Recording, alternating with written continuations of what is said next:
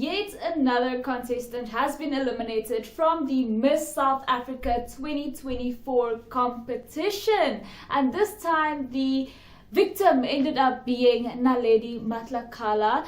This episode of Crown Chasers was enlightening, I have to say. It was sponsored by L'Oreal, of course, and I do think that the Crown Chasers approach for this year is definitely to include a major sponsor within each episode. So there are going to be 6 episodes in total. I wouldn't be surprised if we see a Mercedes-Benz sponsored episode, etc. But this episode started off with a makeup challenge, of course being sponsored by L'Oreal, and the girls actually only had 10 minutes to do a full face of makeup.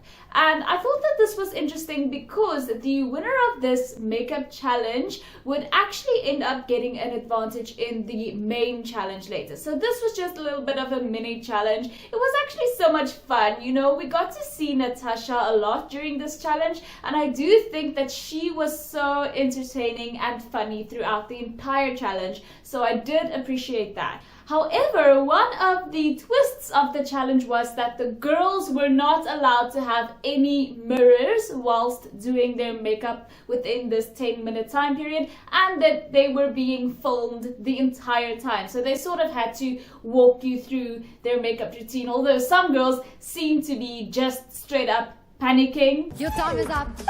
I'm kidding. If we look like clowns, would you let us know? Listen, Palesa, have you blended everything? I hope I did. Okay. And I know I mentioned this in every single episode, but the wigs, guys, the wigs make me want to go play in traffic. Who have I seen this on? It is our favorite girls, Onalenna and Nompumelelo, who are being, I don't know, sabotaged by these wigs. Not really, they still shine, but every single time there's a close-up where you can see the hairline. It drives me insane because I know that there's a better way to do this.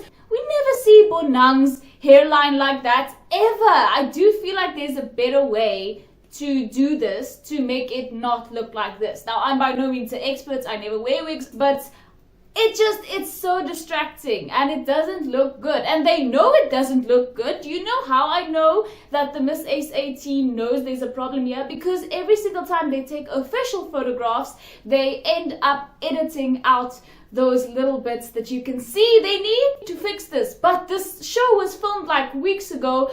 I hope that by finals, they will have figured this out somehow, that we will not be seeing the girls with crusty wigs on stage, please. So for the main challenge of this episode, the girls actually had to give a TED Talk, and the TED Talk's topic was worth in progress. Get it? Because L'Oreal's thing is you're worth it. And they were actually being judged by the L'Oreal team, which ended up being a huge team of people that they were judged by. And they were all wearing the same outfit, which I think is sort of a little tidbit of what we might expect for the next episode sponsor, which I think will be Forever New, which is obviously a clothing brand. And so the girls all had 2 minutes to give their little TED Talks, and the challenge winner from the makeup challenge got 3 minutes. And the makeup challenge winner actually ended up being our girl, Nompumelelo. You guys know I have been obsessed with Nompumelelo lately. She is amazing. And they showed us a little bit about each and every girl's TED Talk, which I did appreciate. They didn't show their entire TED Talks because that would take up too much time. But from what I did see during this episode, these are my thoughts. Chidimma was very powerful and commanding. Kebalepile was amazing. Kirsten somehow doubts herself a lot. She did doubt herself afterwards. And just feel like I need to carry my message with a lot more emotion and conviction when I'm speaking to audiences. Layla was very vulnerable talking about her miscarriage. I did appreciate that, since that's something that a lot of South African women go through, and women in general. Lebohang gave a powerful message. Lethaukuthula had a very, very inspirational story. Growing up, my mother had an alcohol problem. For every time they referred to me, they would say, oh, your mom is an alcoholic, but they use my achievements to define my mom. Mia obviously has a good message. Naledi is actually a convincing speaker. Nobuhle had a good message as well. I'm not convinced about Nolene, however. And with Onalenna came the greatest insight of all, because it gave a little bit of an insight as to her negative opinion of men. Because you guys know that from top 30 judging day, I sort of got a vibe from Onalenna that she's not on the best of terms with her relationship with men in general. I'm sure her relationship with her husband is amazing, she's married and whatever, but she seems to have more of a negative view of men than the general female population. You know what I mean? Let me just put a reminder of what I'm talking about. I hate being compared to a man. We cannot compare me to a being that I birthed. And I believe that women are far more capable and should never even be compared to men, because what we bring to the table is far more what they can give. But during her TED Talk, we found out that she actually went through some very serious things which might have informed her negative opinions of men, and it makes it a bit more understandable why her leanings are the way they are. Not necessarily saying that suddenly I agree and condone, but it does make it a bit more understandable to see where she's coming from. I endured, amongst many things, being forced into losing my innocence just because somebody deemed me an object. Ontshiametse unfortunately ended with the words, "I thank you," which is something that I hate. Because you are worth in progress, I thank you. This is an epidemic in my home country of Namibia as well. We often see this in teenage pageantry, and girls ending their statements with, "I thank you." Yes, of course, who else is supposed to be thanking? Do you understand what I mean? It's giving sort of amateur, it's giving Miss High School type of pageant vibes. I hope I never hear those words in conjunction with the Miss South Africa pageant, which is one of the most elite pageants in Africa. I hope I never hear those words ever again. Palesa is such a sincere and good speaker. Taahira got very, very emotional towards the end. And I'm sure there were others, but with Nompumelelo, I noticed that she was holding up her cue cards the whole time, which caused a bit of a separation between her and us and her and the judges. And one of the judges actually brought this up. I don't know if she was specifically referring to Nompumelelo, but I did not appreciate the way that Nompumelelo was holding those cue cards up. It felt like she wasn't very engaging like some of the other women were. So the top spot for the main challenge actually ended up going to Lethaukuthula, who I agree she had a very powerful message, a very powerful and touching story. So for the episode 3 photo shoot, they were doing it with photographer Jordan Milton in collaboration with L'Oreal, of course. And the shoot's vibe was sort of, feminine. They did take 2 photographs, one with like all type of natural, no makeup, of minimal makeup type of look, and then one that was a bit more feminine, adding some pinks and some flowers and things like that. And I do think that that's a really cool concept for a photo shoot. And to be honest, this photo shoot was very wholesome and very positive overall. Wagner had very little criticism for the girls. He did, however, have criticism for Naledi, and the photographer ended up having criticism for Ontshiametse, but it was very emotional overall.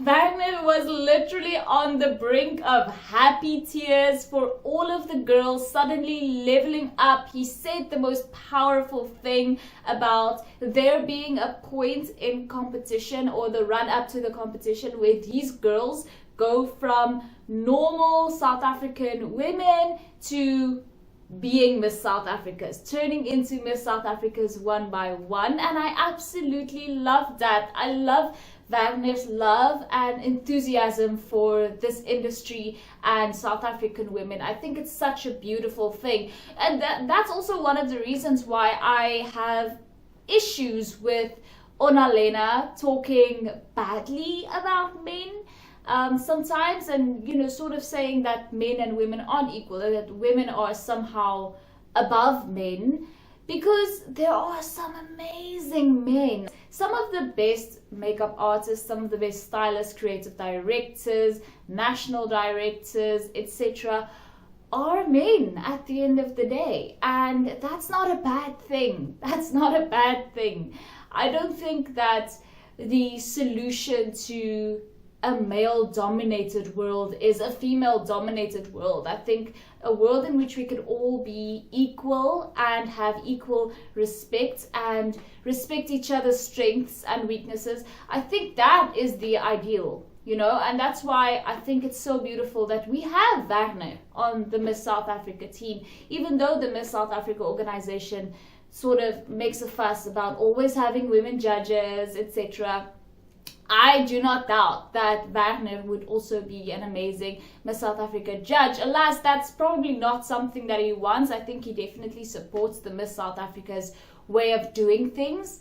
But I do think that we have such incredible men in this industry that also deserve acknowledgement. Stepping into the Talk Your Worth segment that the Crown Chasers show has nowadays, we have Natasha looking absolutely incredible. Look at her. I just wanted to point out her look because this look I think is stunning. I like sort of the more edgy look on Natasha. As for Talk Your Worth on a whole, there were no great bombs dropped, but I must say that South African women are just great speakers in general. The entire top 15 were amazing speakers and are amazing speakers. And I just think that this has always been South Africa's main strength on the international stage. Yes, over the years we've come up on performances, we've come up on looks and things like that. Speaking, however, has always been South Africa's main strength. And this is something that we should be very proud of, and this is also why I think the Talk Your Worth segment is important. The Miss South Africa organization always places emphasis on speaking, intellect, etc. first, and I do think that that is a wonderful thing. So Elimination Day finally arrives and there is a guest judge on the panel in conjunction with Leandi and Bonang. And for the ramp walk, I do think that the girls were probably told to do a bit of a slower, more feminine, more sultry walk. It was really sort of giving evening gown walk in a way, and to be honest with you, I am not enthralled by what I've seen from a lot of girls on ramp walk.